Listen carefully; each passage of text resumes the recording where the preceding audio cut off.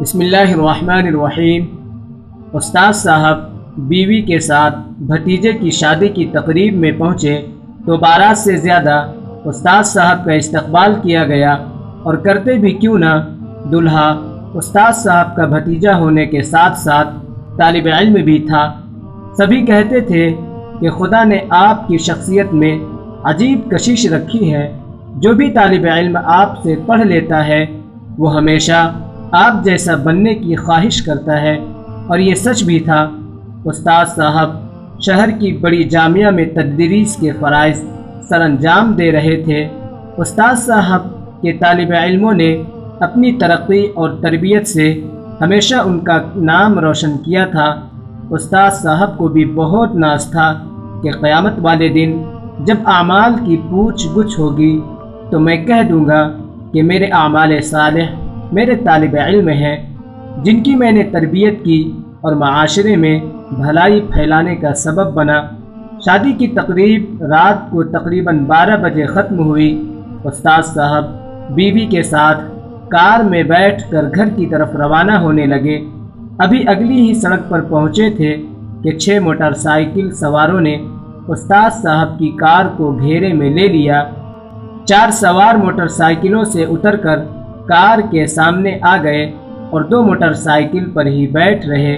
ایک نے استاد صاحب کی کنپٹی پر پستول رکھی اور بولا، ابے او گاڑی سے باہر آ جاؤ اور آنٹی کو باہر آنے بول، جلدی کر، اور اگر کچھ گڑبڑ کی تو میں بھیجے میں ساری گولیاں اتار دوں گا۔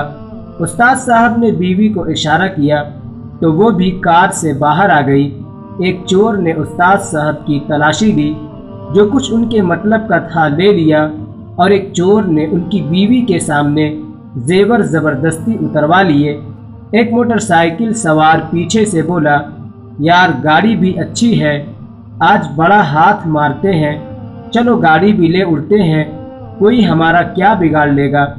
دوسرا چور بولا، ٹھیک ہے، پھر ان دونوں کو مار دیتے ہیں ورنہ پھنس جائیں گے۔ ایک اور بولا، نہیں یار، ان کو باندھ کر سڑک کی دوسری جانب پھینک دو، صبح کوئی کھول دے گا، کیوں بے گناہوں کو مارنا ہے۔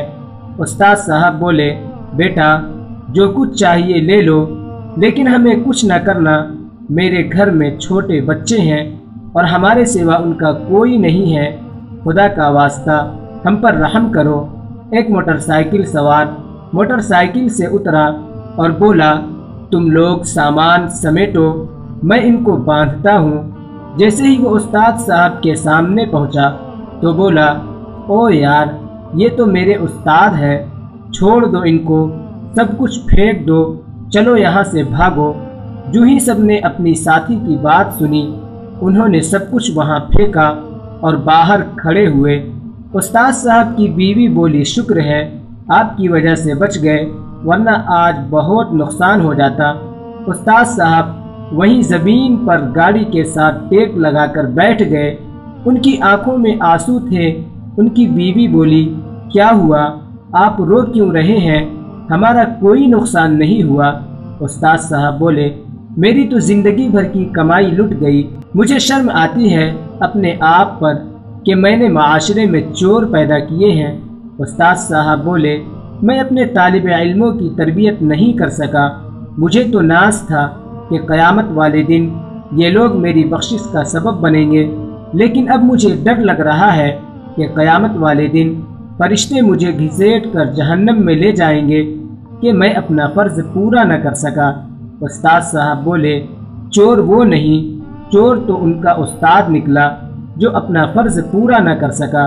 استاد صاحب کہتے، وہ میرے دل سکون لے گئے، وہ مجھ سے میرا مان لے گئے کہ میرے طالب علم غلط کام نہیں کر سکتے۔ استاد صاحب بے بسی سے کار کے ساتھ بیٹھے بار بار بول رہے تھے، چور وہ نہیں، چور تو میں ہوں، چور وہ نہیں، چور تو میں ہوں۔ کیا آپ بھی استاد ہیں؟ کیا آپ نے اپنا فرض پورا کیا؟